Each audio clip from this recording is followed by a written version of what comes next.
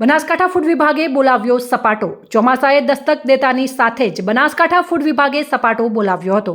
જિલ્લામાં ચોમાસાને પાણીજન્ય, ઋતુજન્ય તેમજ ભેળસેળિયા ખોરાકને લઈ લોકોનું આરોગ્ય ન જોખમાય તેને લઈ તેમજ એક ફરિયાદીને આધારે જિલ્લાના દાંતીવાડા તાલુકાના વિવિધ સ્થળો જેવા કે રેસ્ટોરન્ટ, હોટેલ તેમજ આઈસ્ક્રીમ પાર્લર પર ફૂડ વિભાગે તપાસ હાથ ધરી હતી. જેમાં તાલુકાની વિવિધ સ્થળો પર ચાલતી રેસ્ટોરન્ટ, હોટેલ તેમજ આઈસ્ક્રીમ પાર્લર પરથી ગોટા, લસ્સી, પાલક પકોડા જેવી ખાદ્ય ચીજ વસ્તુઓના 9 જેટલા સેમ્પલ લેવાયા હતા.